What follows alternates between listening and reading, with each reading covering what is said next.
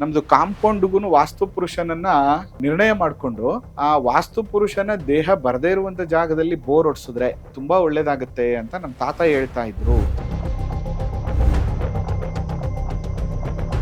Built-up area ಅಂತ ಬಂದಾಗ, ಆಯಾ ಅಂತ ಬಂದಾಗ ಅಲ್ಲೊಂದು ವಾಸ್ತು ಪುರುಷ ಅಂತ ಬಂದ್ಬಿಡುತ್ತೆ. ನಾನು ಬೋರ್ ಹೊಡಿಸ್ಬೇಕು ಗುರುಗಳೇ ಅಂತ ಬಂದಾಗ ಆ ಬೋರ್ನ ಪಾಯಿಂಟ್ ಮಾಡಿಸುವಾಗ ಈ ವಾಸ್ತು ಪುರುಷನ ದೇಹದ ಯಾವುದೇ ಅಂಗ ಟಚ್ ಆಗದೆ ಇರುವಂತಹ ರೀತಿಯಲ್ಲಿ ಪ್ಲಸ್ ಸೇಮ್ ಟೈಮ್ ಅಲ್ಲಿ ವಾಸ್ತು ಪುರುಷನಿಗೆ ಮರ್ಮಸ್ಥಾನಗಳಿಗೆ ಯಾವುದೇ ತರದ ತೊಂದರೆಗಳಾಗದೆ ಇರುವಂತಹ ರೀತಿಯಲ್ಲಿ ನಾವು ಬೋರನ್ನ ಹೊಡ್ಸೋದು ಹೇಗೆ? ನಾನು ಎಲ್ಲರಿಗೂ ಹೇಳೋದು ಏನಂದ್ರೆ, ಮನೆ ಕಟ್ಟುವಾಗ್ಲೇ ಕರೆಕ್ಟಾಗಿ ಕಟ್ಕೊಳ್ಳಿ. ಮನೆ ಕಟ್ಟದವಾಗ್ಲೇನೆ ನೀವು ಸರಿಯಾಗಿ ಕಟ್ಟದೆ ಸಮಸ್ಯೆಗಳನ್ನ ಮಾಡ್ಕೋಬೇಡಿ ಅಂತೀವಿ.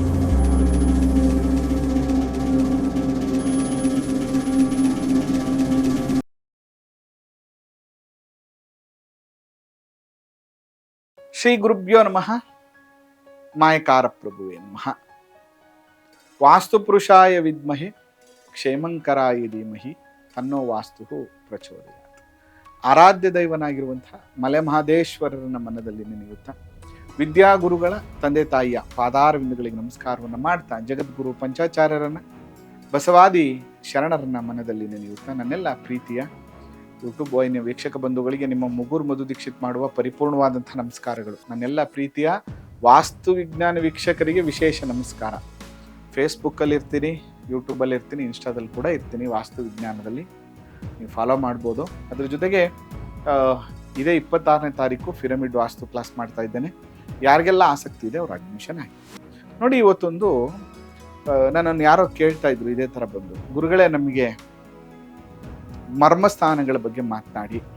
ಜೊತೆಗೆ ತುಂಬ ಜನ ಹೇಳ್ತಾ ಇದ್ರು, ನಮ್ಮ ತಾತ ಅವರೆಲ್ಲ,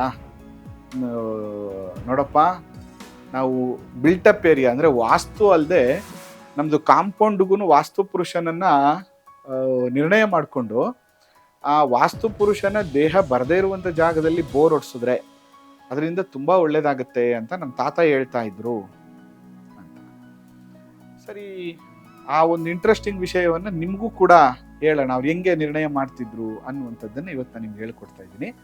ನೋಡಿ, ಇದು ಕಾಂಪೌಂಡ್ ಅಂತ ಅನ್ಕೊಳ್ಳೋಣ. ಈ ಜಾಗ ಇದೆಯಲ್ಲ, ಈ ಜಾಗ ಇದೆಯಲ್ಲ, ಇದನ್ನೇ ಕಾಂಪೌಂಡ್ ಅಂತ ಅನ್ಕೊಳ್ಳೋಣ ನಾವು.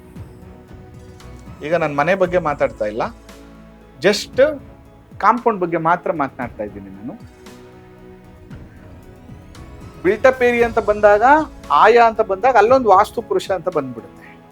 ಆದರೆ ಈ ಕಾಂಪೌಂಡ್ ಅಂತ ಬಂದಾಗ, ಓನ್ಲಿ ಬೋರ್ ಪಾಯಿಂಟ್ ಅಂತ ಬಂದಾಗ, ನಾನು ಬೋರ್ ಹೊಡಿಸ್ಬೇಕು ಗುರುಗಳೇ ಅಂತ ಬಂದಾಗ ಆ ಬೋರ್ನ ಪಾಯಿಂಟ್ ಮಾಡಿಸುವಾಗ ಈ ವಾಸ್ತು ಪುರುಷನ ದೇಹದ ಯಾವುದೇ ಅಂಗ ಟಚ್ ಆಗದೆ ಇರುವಂತಹ ರೀತಿಯಲ್ಲಿ ಪ್ಲಸ್ ಸೇಮ್ ಟೈಮಲ್ಲಿ ವಾಸ್ತು ಪುರುಷನಿಗೆ ಮರ್ಮಸ್ಥಾನಗಳಿಗೆ ಯಾವುದೇ ಥರದ ತೊಂದರೆಗಳಾಗದೆ ಇರುವಂತಹ ರೀತಿಯಲ್ಲಿ ನಾವು ಬೋರನ್ನು ಹೊಡ್ಸೋದು ಹೇಗೆ? ಸಾಮಾನ್ಯವಾಗಿ ಮನೆ ಕಟ್ಟುವಂಥ ಸಂದರ್ಭದಲ್ಲಿ ನಾವೇನು ಮಾಡ್ತೀವಿ ಅಂದರೆ, ಇಲ್ಲೊಂದು 3, 4, 5 ಫೀಟ್ ಬಿಟ್ಟಿರ್ತೀವಿ, ಉತ್ತರದಲ್ಲಿ ಒಂದು 3-4 ಅಡಿ ಬಿಟ್ಟಿರ್ತೀವಿ, ಹಿಂದ್ಗಡೆ 1-2.5 ಅಡಿ, ಈ ಕಡೆ 1-2.5 ಅಂತೂ ಮಿನಿಮಮ್ ಬಿಟ್ಟಿರ್ತೀವಿ. ಅದರಿಂದ ನಾವೇನು ಮಾಡ್ತೀವಿ ಅಂದರೆ, ಒಂದು ಬಿಲ್ಟಪ್ ಏರಿಯಾ ಆಯಾ ಅಂತ ಏನು ಮಾಡ್ತೀವಿ ಅದಕ್ಕೆ ನಾವು ವಾಸ್ತುವನ್ನು ಕನ್ಸಿಡರ್ ಮಾಡಿಕೊಂಡು ಅಲ್ಲಿ ಏನೇನು ಬರಬೇಕು ಅಂತ ಯೋಚನೆ ಮಾಡ್ತಿರ್ತೀವಿ.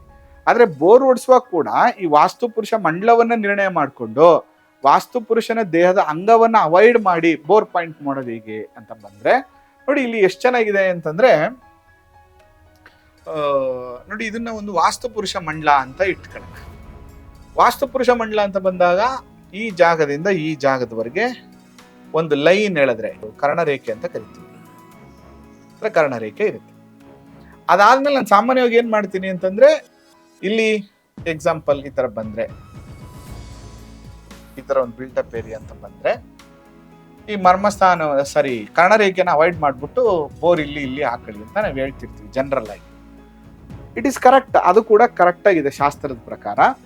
ಆದ್ರೆ ಈ ಕಾಂಪೌಂಡ್ ಅನ್ನ 9x9 ಗ್ರಿಡ್ ಮಾಡೋದು, 9x9 ಗ್ರಿಡ್ ಮಾಡಬೇಕು. ಆಗ ನೋಡಿ, ಈ ವಾಸ್ತು ಪುರುಷಂದು 1 2 3 4 5 6 7 8 9 1 2 3 4 5 6 7 8 9 ಗ್ರಿಡ್ ಬಂತು. ಈ ಗ್ರಿಡ್ ಅಲ್ಲಿ ನಿಮಗೆ ನೋಡಿ 3-4 ಭಾಗ ಇದೆಯಲ್ಲ, 3 ಮತ್ತು 4ನೇ ಭಾಗ, ಇಲ್ಲಿ 3-4ನೇ ಭಾಗ ಇದೆಯಲ್ಲ, ಇಲ್ಲಿ ನೋಡಿ ವಾಸ್ತು ಪುರುಷನ ದೇಹ ಅಂದ್ರೆ ನಮ್ದು ತಲೆ ಮತ್ತು ಭುಜದ ಮಧ್ಯ ಭಾಗದಲ್ಲಿ ಈ ಗ್ಯಾಪ್ ಇದೆ ನೋಡಿ, ಈ ಗ್ಯಾಪ್ ಕಾಣಿಸ್ತಾ ಇದೆ ನೋಡಿ ಇಲ್ಲಿ. ವಾಸ್ತು ಪುರುಷ ಉಲ್ಟಾ ಮಲಗಿದ್ದಾರೆ, ತಲೆನ ಬೋರ್ಲಾಗಿ ಮಲಗಿದ್ದಾರೆ. ಆದ್ರೆ ಮಲ್ಕೊಂಡಾಗ ಈ 9 ಗ್ರಿಡ್ ಅಲ್ಲಿ ಈ 3-4 ಗ್ರಿಡ್ ನಾರ್ತ್ ಇಂದ 3-4 ಗ್ರಿಡ್ ಮತ್ತೆ ನಾರ್ತ್ ಈಸ್ಟ್ ಅಲ್ಲಿ 3-4 ಗ್ರಿಡ್ ಅಂತ ಈಶಾನ್ಯದಿಂದ ಕೌಂಟ್ ಮಾಡಿದಾಗ 3-4 ಗ್ರಿಡ್ ಇದೆಯಲ್ಲ, ಈ ಜಾಗದಲ್ಲಿ ಏನಾಗುತ್ತೆ ಅಂದ್ರೆ ಈ ವಾಸ್ತು ಪುರುಷನ ದೇಹದ ಖಾಲಿ ಜಾಗ ಬರುತ್ತೆ ನೋಡಿ, ಖಾಲಿ ಜಾಗ ಬರುತ್ತೆ ಅಂದ್ರೆ ಅಲ್ಲಿ ದೇಹದ ಯಾವುದೇ ಅಂಗ ಬರೋದಿಲ್ಲ. ಅದರಿಂದ ಈ ಜಾಗದಲ್ಲಿ ಮತ್ತು ಈ ಜಾಗದಲ್ಲಿ ಈ ಜಾಗದಲ್ಲಿ ಈ ಜಾಗದಲ್ಲಿ ನೀವು ಬೋರ್ ಹೊಡೆಸಿದಾಗ ದೇಹದ ಯಾವುದೇ ಭಾಗವನ್ನ ನಾವು ಡ್ಯಾಮೇಜ್ ಮಾಡೋದಿಲ್ಲ ಅನ್ನುವಂಥ ನಿರ್ಣಯದಲ್ಲಿ ಅವ್ರೇನ್ ಮಾಡ್ತಾ ಇದ್ರು, ಕತ್ತು, ಕಿವಿ, ಭುಜ ಈ ಮಧ್ಯ ಭಾಗದಲ್ಲಿರುವಂತಹ ಗ್ಯಾಪ್ ಅನ್ನ ಯೂಸ್ ಮಾಡಿಕೊಂಡು ಬೋರ್ಗಳನ್ನ ನಿರ್ಣಯ ಮಾಡ್ತಾ ಇದ್ರು. ಇದು ಶಾಸ್ತ್ರದಲ್ಲಿದೆಯಾ ಅಂತ ನೀವು ಹೇಳಿದ್ರೆ ಆ ಥರ ಇಲ್ಲ. ಇದೇನ್ ನಿಂತಂದ್ರೆ ಇದನ್ನ ತಳ್ಳಾಕಂಗೂ ಇಲ್ಲ ನೋಡಿ. ನಮ್ಮ ಮೂಲ ಶಾಸ್ತ್ರಗಳಲ್ಲಿ ಹೇಗಿದೆ ಅಂದ್ರೆ ಪೂರ್ವ ಕರ್ಣರೇಖೆಯನ್ನ ಅವಾಯ್ಡ್ ಮಾಡಬೇಕು, ಉತ್ತರದಲ್ಲಿ ಬರಬೇಕು, ಉತ್ತರ ಮತ್ತು ಈಶಾನ್ಯದ ಮಧ್ಯದಲ್ಲಿ ಬರಬೇಕು, ಪೂರ್ವದಲ್ಲಿ ಬರಬೇಕು, ಪೂರ್ವ ಈಶಾನ್ಯದಲ್ಲಿ ಬರಬೇಕು, ಆಪ್ಷನಲ್ ವೆಸ್ಟ್ ಅಲ್ಲಿ ಕೂಡ ಬರ್ಬೋದು. ಅದು ವರ್ಣನ ದಿಕ್ಕು, ಸಂಪತ್ತು ಪ್ರಾಪ್ತಿ ಅಂತ ಹೇಳ್ತೀವಿ ನಾವು. ಆ ರೀತಿಯಾಗಿ ನಾವು ಗ್ರಿಡ್ ಅನ್ನ ಮಾಡಿಕೊಂಡು ಸಂಪನ್ನ ತೆಗೆಸ್ಬೋದು, ಏನು ಪ್ರಾಬ್ಲಮ್ ಇಲ್ಲ. ಆದ್ರೆ ಇದನ್ನ ಕೂಡ ನೀವು ಸೈಂಟಿಫಿಕಲಿ ಅಥವಾ ಲಾಜಿಕಲಿ ಯೋಚನೆ ಮಾಡಿದ್ರೆ ಎಸ್ ಕರೆಕ್ಟ್ ಹಿಂಗೂ ಮಾಡ್ಬೋದಲ್ಲ ಅಂತ ಬರುತ್ತೆ. ಅದರಿಂದ ತಲೆ ಮತ್ತು ಭುಜದ ಮಧ್ಯ ಭಾಗದಲ್ಲಿ ಬೋರ್ ಪಾಯಿಂಟ್ ಅಂತ ಏನ್ ಹೇಳ್ತೀವಿ, ಇದು ಸಂಪಿಗೆ ಅಪ್ಲಿಕೇಬಲ್ ಅಲ್ಲ. ಈ ಬೋರ್ ಪಾಯಿಂಟ್ ಅಂತ ಬಂದಾಗ ಈ ಬೋರ್ ಪಾಯಿಂಟ್ ಅನ್ನ ಈ ರೀತಿಯಾಗಿ ಕೂಡ ನೀವು ನಿರ್ಣಯವನ್ನ ಮಾಡ್ಕೋಬಹುದು. ಅದರಿಂದ ಬೋರ್ ಪಾಯಿಂಟ್ ಮಾಡುವಾಗ ಸೈಂಟಿಫಿಕಲಿ ಮಾಡಿಸಿ.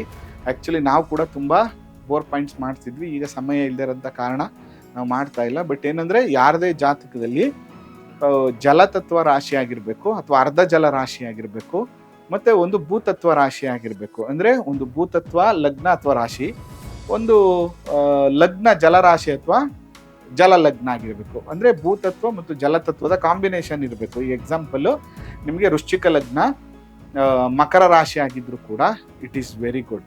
ಅಥವಾ ಕರ್ಕಾಟಕ ಲಗ್ನ ಆಗಿರುತ್ತೆ ನಿಮ್ಗೆ ಅಗ್ನಿತತ್ವ, ಭೂತತ್ವ, ವಾಯುತತ್ವ, ಜಲತತ್ವದಲ್ಲಿ ವೃಷಭ ರಾಶಿ ಆಗಿದ್ರು ಆಗುತ್ತೆ. ಅಂದ್ರೆ ಒಂದು ಜಲ ಆಗಿರ್ಬೇಕು, ಒಂದು ಭೂತತ್ವ ಆಗಿರ್ಬೇಕು ಲಗ್ನ ರಾಶಿಯಲ್ಲಿ. ಆ ಕಾಂಬಿನೇಷನ್ ಬಂದವ್ರ ಕೈಯಲ್ಲಿ ನಿಮ್ಗೆ ಜಲರೇಖೆ ಇರುತ್ತೆ. ಆ ಜಲರೇಖೆ ಇದ್ದಾಗ ಏನಾಗುತ್ತೆ, ಕೈಯಲ್ಲಿ ಕಾಯಿ ಹಿಡ್ಕೊಂಡಾಗ ಆ ಕಾಯಿ ನಿಮ್ಗೆ ಪಾಯಿಂಟ್ ಮಾಡ್ಕೊಡುತ್ತೆ. ಅದರಿಂದ ನೀವೇನ್ ಮಾಡ್ಬೇಕು ಅಂದ್ರೆ, ಈಗ ನಾವು ವಾಸ ಮಾಡ್ತಾ ಇರುವಂತಹ ಮನೆ ನಾನೇ ವಾಟರ್ ಪಾಯಿಂಟ್ ಮಾಡ್ಕೊಂಡಿದ್ದು. ನಮ್ಮ ಮುಂಚೆ ಹಳ್ಳಿಯಲ್ಲಿದ್ದಾಗ ಕೂಡ ನಾನು ಚಿಕ್ಕ ವಯಸ್ಸಲ್ಲಿ ಕಲಿಯೋಕ್ಕೆ ಪ್ರಾರಂಭ ಮಾಡಿದಾಗ ಕೂಡ ಮಾಡ್ತಾ ಇದ್ದೆ.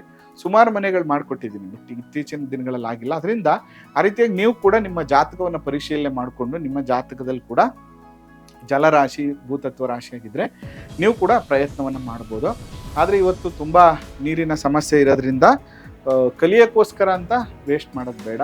ಸೈಂಟಿಫಿಕಲಿ ಇವಾಗ ನಮಗೆ ತುಂಬ ಅಡ್ವಾನ್ಸ್ಡ್ ಆಗಿ ವಾಟರ್ ಲೆವೆಲ್ನ ತೋರಿಸ್ತಾರೆ, ಅದನ್ನು ಪರೀಕ್ಷೆ ಮಾಡಿ ಮಾಡ್ಕೊಳ್ಳಿ ಅಂತ ಹೇಳ್ತಾ, ಈ ಕಾನ್ಸೆಪ್ಟ್ ನಿಮ್ಗೆ ಇಷ್ಟ ಆಗಿದ್ರೆ, ಎಷ್ಟು ಜನಕ್ಕೆ ಇದು ಇಷ್ಟ ಆಗಿದೆ ಅನ್ನೋದನ್ನು ನೀವು ಕೂಡ ಮೆಸೇಜ್ ಮಾಡಿ. ಜೊತೆಗೆ ನಾನು ಎಲ್ಲರಿಗೂ ಹೇಳೋದು ಏನಂದರೆ, ಮನೆ ಕಟ್ಟುವಾಗಲೇ ಕರೆಕ್ಟಾಗಿ ಕಟ್ಕೊಳ್ಳಿ.